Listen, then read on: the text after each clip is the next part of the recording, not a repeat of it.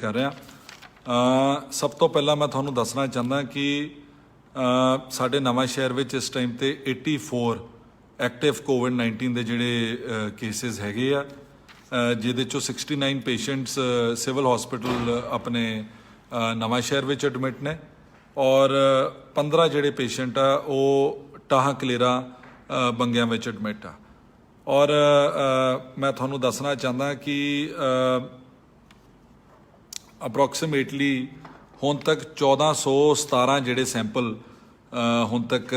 ले जा चुके आ पूरे डिस्ट्रिक्ट चों और लगभग 90 जिहड़े पेशेंट्स आ उन्हां दी जिहड़ी रिपोर्ट आ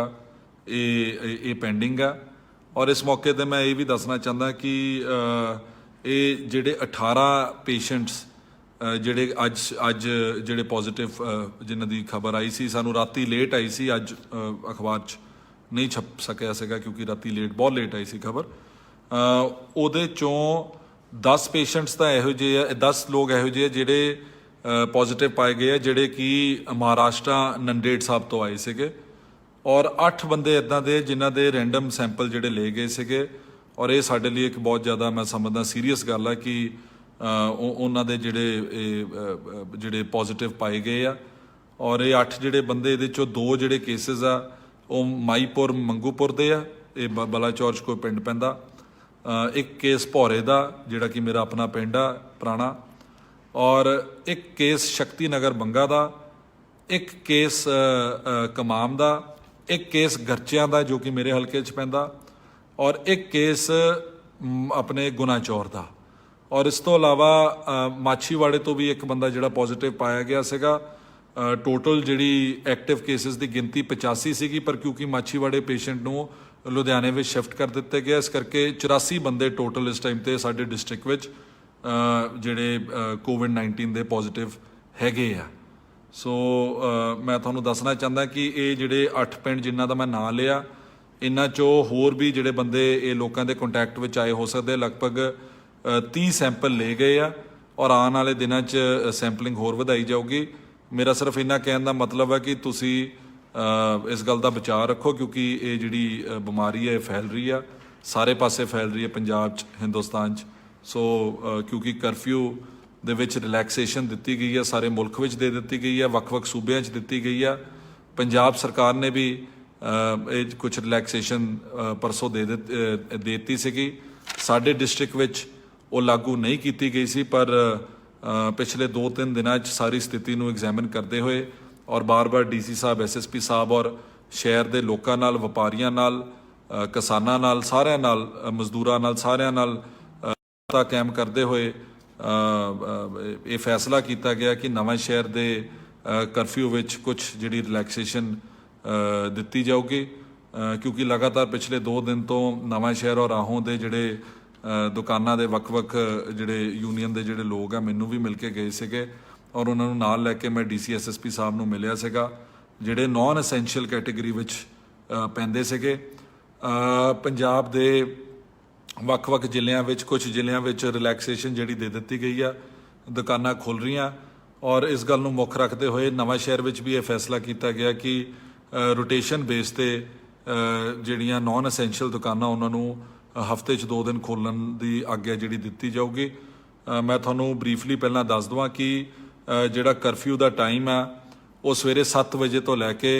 दोपहर के 1 बजे कर दिता गया और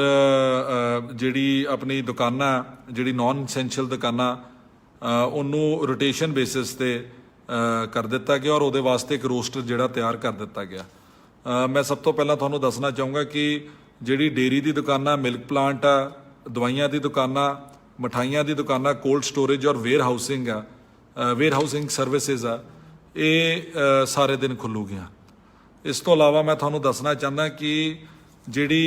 करियाने की दुकानां, फ्रूट्स, वैजीटेबल्स, अपना पानी की सप्लाई की, ब्रैड की, बेकरी की दुकानां, आटे की चक्कियां, LPG गैस एजेंसी, जिहड़ी टेस्टिंग लैब ब्लड सैंपल जिहड़े लैंदे आ, सर्जिकल इक्विपमेंट वाली, काऊ फीड हो गया, थोड़े मज्जां दा, गावां दा जिहड़ा चारा फीड हो गई, थोड़े पोल्ट्री की जिहड़ी फीड हो गई, जिहड़े थोड़ा ताज़ा मीट हो गया, मच्छी हो गई, ਆਪਣਾ ਚਿਕਨ ਹੋ ਗਿਆ, ਅੰਡੇ ਹੋ ਗਏ, ਸਾਈਕਲ ਦੀ ਦੁਕਾਨਾਂ ਹੋ ਗਈਆਂ, ਕੋਈ ਵੀ ਜਿਹੜੇ 2 ਵੀਲਰ ਔਰ 4 ਵੀਲਰ ਦੇ ਨਾਲ ਸੰਬੰਧਿਤ ਜਿਹੜੀਆਂ ਆਟੋਮੋਬਾਈਲ ਦੀਆਂ ਏਜੰਸੀਆਂ, ਕਾਰ ਏਜੰਸੀਆਂ ਜਿਹੜੀਆਂ ਰਿਪੇਅਰ ਕਰਦੀਆਂ,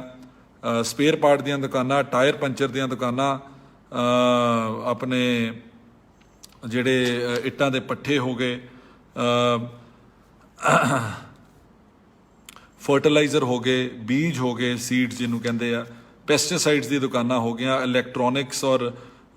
ਇਲੈਕਟ੍ਰੀਕਲ ਦੀਆਂ ਦੁਕਾਨਾਂ, ਕੰਪਿਊਟਰ ਦੀਆਂ ਦੁਕਾਨਾਂ ਔਰ ਇਹਦੀ ਰਿਪੇਅਰ ਦੀਆਂ ਦੁਕਾਨਾਂ ਜਿਹੜੀਆਂ ਹੈ, ਔਰ ਜਿਹੜੇ ਲੱਕੜ ਦੇ ਆਰੇ ਆ,